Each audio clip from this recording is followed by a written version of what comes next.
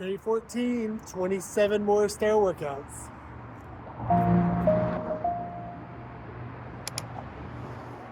Your brain is the most powerful weapon in the world.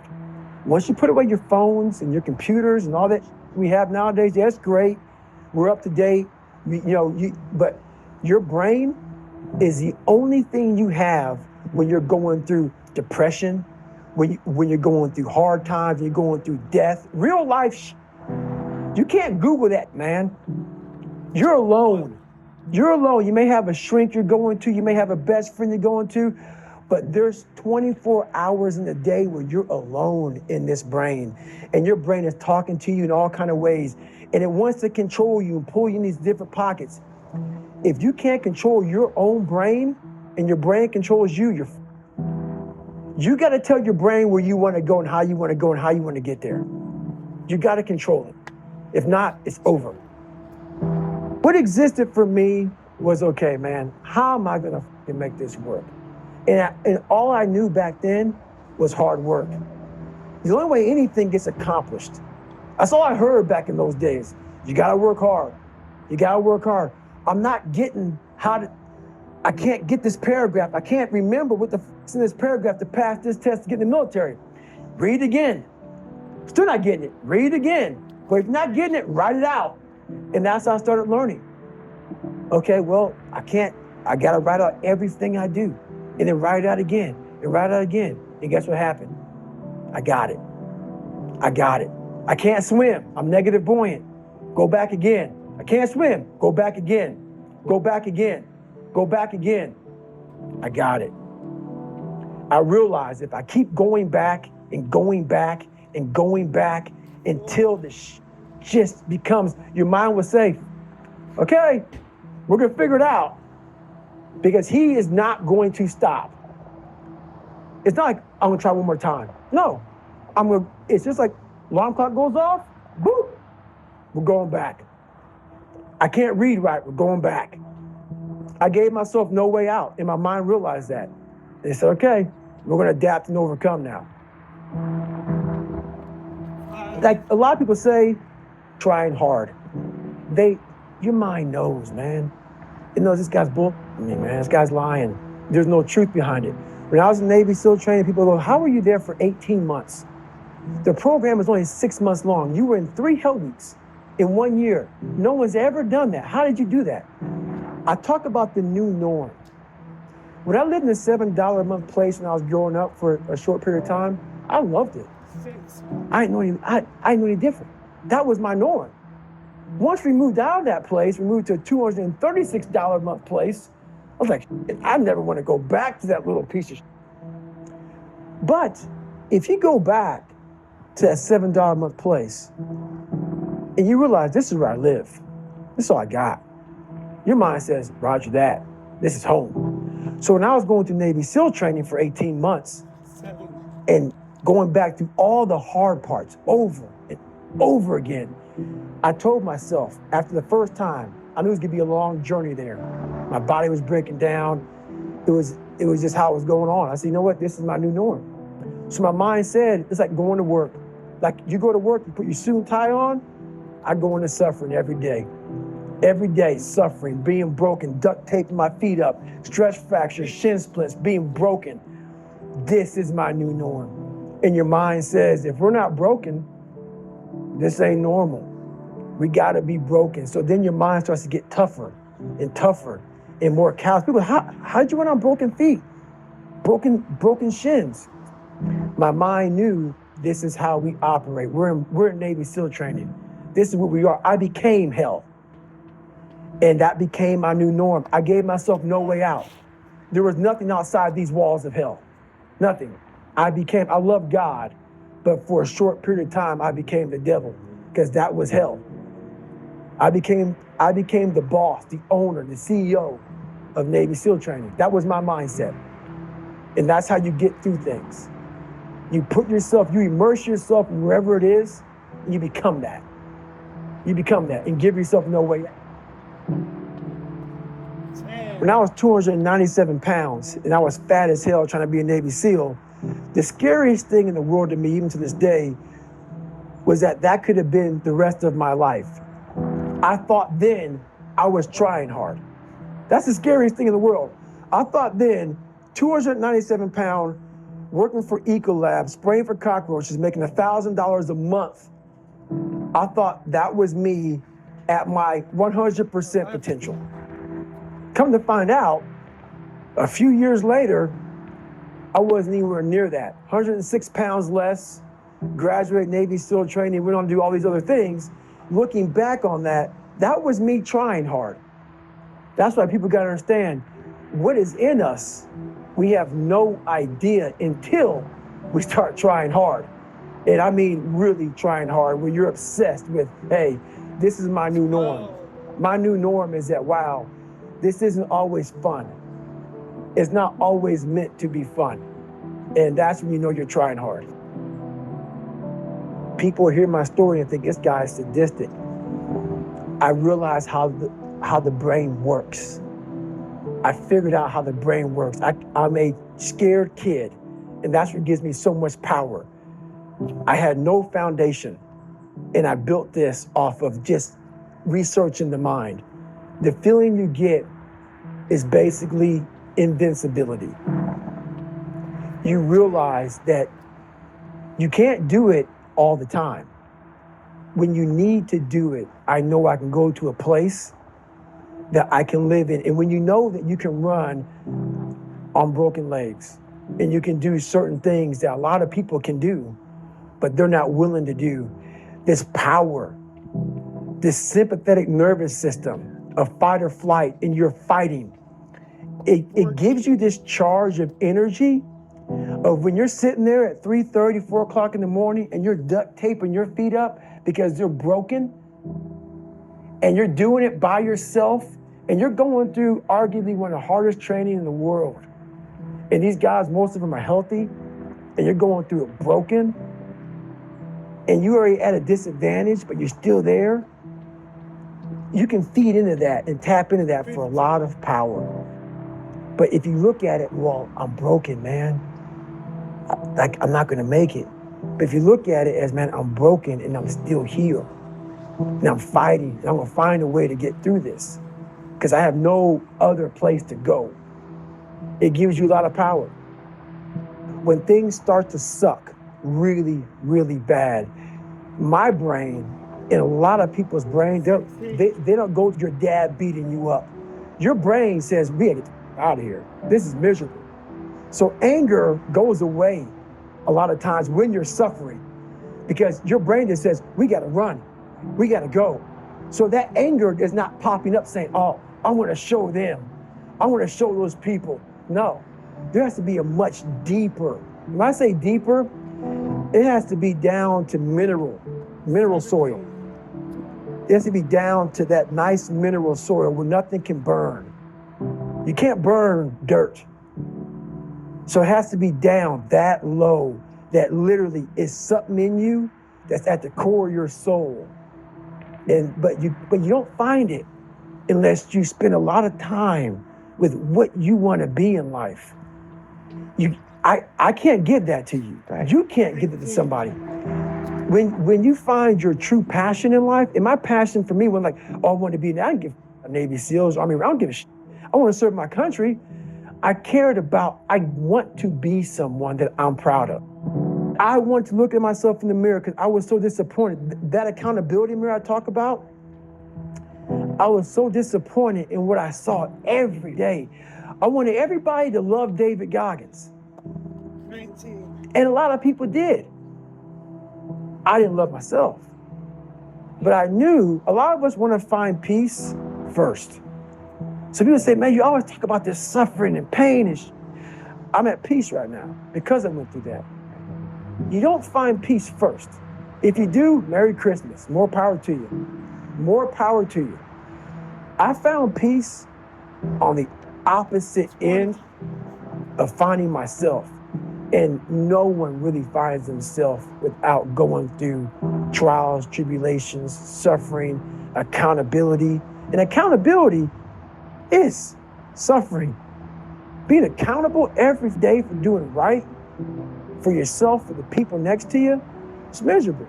It's hard. So, even the smallest details. What?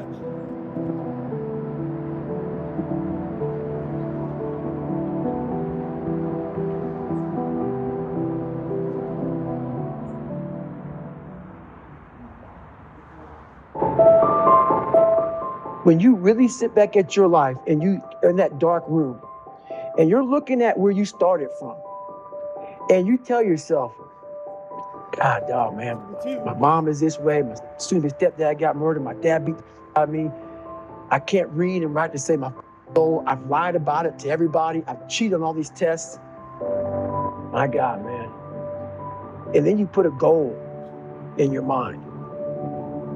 How are you gonna feel, man, when you accomplish this goal coming from that? Coming from the hell you came from. A lot of people start from a good starting point. They have a good foundation. What if you can surpass all of these motherfuckers? What if everybody who was way up here started up here, and you started with no legs. You had to grow legs to even start walking, and then crawling, and then running, and then you start passing people with all this given to them. I had to use all this negative that was making me weak and horrible as a person. I had to use this as the power that now fueled me. I had to flip it on its head and say, hold up. This might be exactly what I need. The darkness is exactly what I need. It's how you look at your situation. And I was looking at it all up. You have to first accept it before you can fix it. A lot of people walk around, oh man, I'm good. I'm good. No, you're not. You have to accept what you're not. And people don't want to do that. That's the only way you can fix it. You have to accept it first before you can go on the journey. A lot of folks never even start the journey, man. They never start the journey because they live in this fake life that who they want to be, they act like they are, but they're not because they haven't fixed all this stuff yet. We got to fix this first before we can start our journey in life. So that's why I had to make this list. You fix these problems, now your journey can begin because you no longer care about how people are judging you. When you care more about how someone's judging you, you're gonna stay right there. There's no forward momentum. Each thing that is wrong with you has to be a focal point. You can't look at this gigantic list and say, I gotta change all this shit. My God, this is crazy. No. You take off the first one, I wanna be smarter. For me, that was my thing. I have to become more intelligent. I have such a severe learning disability, man, I can't retain shit. I had to now get that one thing and then strategize in that one problem. How can I do this? I'm not gonna learn like you. I'm not gonna learn like anybody else. How am I gonna figure this out? So I then figured out, okay, where are my strengths here? Where are my weaknesses in learning? All right, man, how am I gonna do this? And I figured out a way to do it by just strategizing. So how I learn to this day, if I have a big manual of stuff, I will have to get a bunch of spiral notebooks from the daggone store. And each page, I have to write each page out, maybe 10 times. So there was a 1,000-page dive manual that I got 18 months before I went to dive school. Most people, I'm not smart, I'm gonna go so I can pass this test. I realized, hang on a second, I'm not smart. How can I get past this? How can I get through this obstacle? I need to acquire this book 18 months in advance because it could take me 18 months to write down each page over and over again to then put it to memory. So when the question came up, I had written that question so many times down on paper that I can recall, okay, page 71 was where I remember seeing this, and I can recall it that way. And that's how I did it. So you gotta strategize on each problem you have in life. Slowly break down that problem. Don't think about all the problems you have, just one at a time. And before you know it, you fix all these problems, but you cannot focus just on the one thing at a time. There's a concept in your book that permeates the whole book, and I think really is one of the most important things for people to understand in their own life, certainly to understand you, and it's the notion of detesting mediocrity. Talk to me about that. How did you instill it in your life? How can other people instill it in theirs? It's one of the biggest things in the world. A lot of us, mediocrity is everywhere right now. and we're all trying to find an easy way out, and we're judging ourselves. Let's say there's 10 people in this room, and we're all mediocre, but I'm the best of the mediocre people. I now think I'm great. I'm great. We surround ourselves around people that make us feel great. They tell us what we want to hear. The second we put ourselves amongst the uncommon people, we don't like that feeling. That challenging feeling that of that person who's waking up at 3:30 in the morning and say, hey, push your shit on, we're going for a run. We don't like that challenge. We like that person who says, hey, you know, man, I don't feel good today, man. And they say, oh, it's okay, brother. Let's take a day off, man. We'll get a pizza and watch the game. We like that. We love that feeling. Why? Because you understand, man, we're good, bro. We don't want that motherfuckers like this. Hey, man, no, bro. Get your shit on, man. Stop being a punk. We don't want that in our lives. We don't want that person who's constantly challenging our weaknesses. We want that person who's constantly, you know, making us feel nice and good and secure in ours. That's the mediocrity of life. We want to be the best amongst the average people.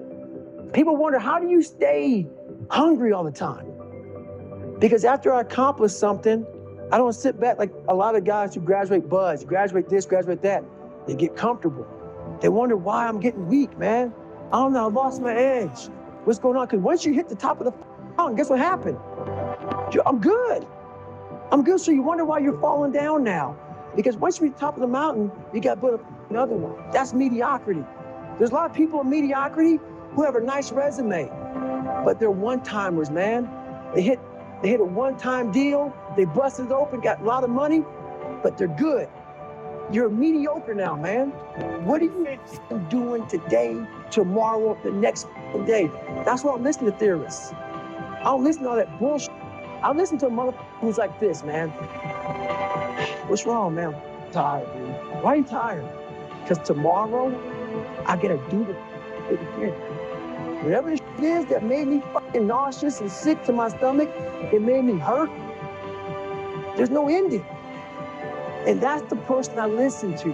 That's the person who's gained knowledge. You gain knowledge through suffering. And on the other end of suffering is a world that very few have ever seen. It's a beautiful world, because that's where you find yourself. You don't find yourself in over here. You find yourself on the other end. Like the 100-mile race I was on, I ran it for 24 hours. I found myself on the other end of that race.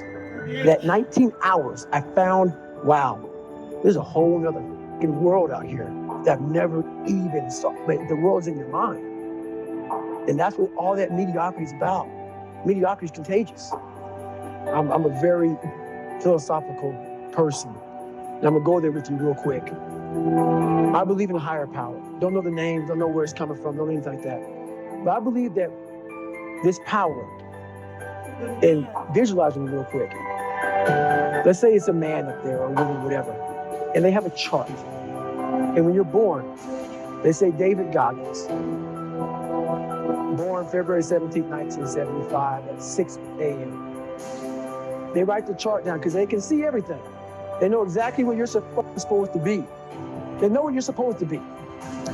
You die, you go to so-called heaven. You arrive in heaven, I'm 300 pounds. I retired as an Ecolab guy, which is okay, just a job, whatever. I go up there and God looks at me and he shows me my chart. And my chart on there says you were supposed to be a Navy SEAL. You're supposed to weigh 185 pounds. You're supposed to be one of the smartest people on the planet, this, all this. You see this. And now you're in heaven, you made it to heaven, but you're like, God, Doug, I was supposed to live that life. I was supposed to live that life.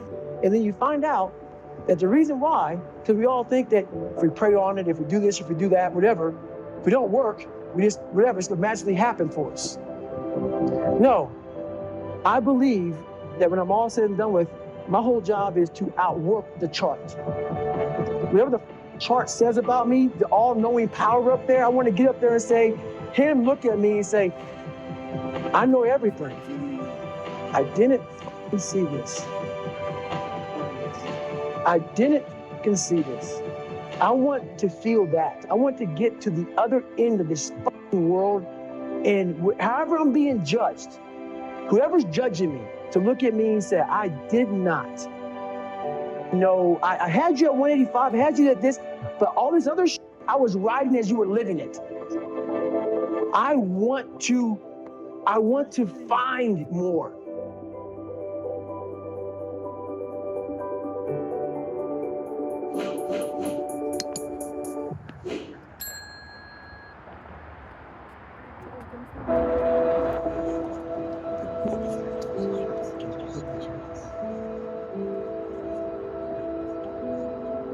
We all have two people.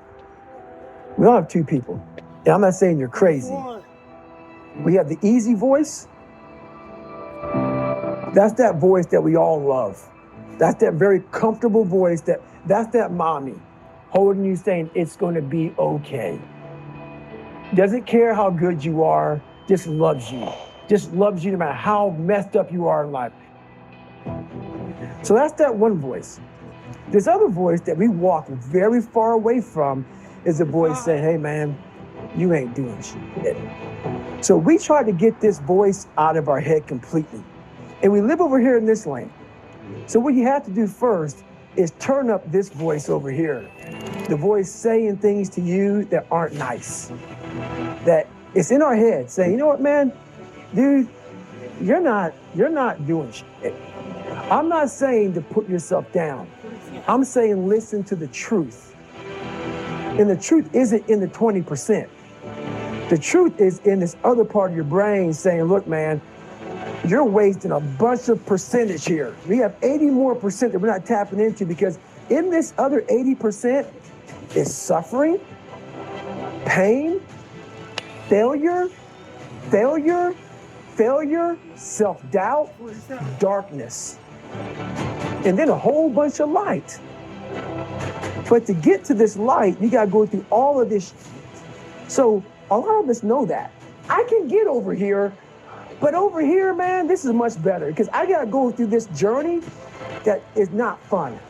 This from 20 to 100%, this shit in between is not fun.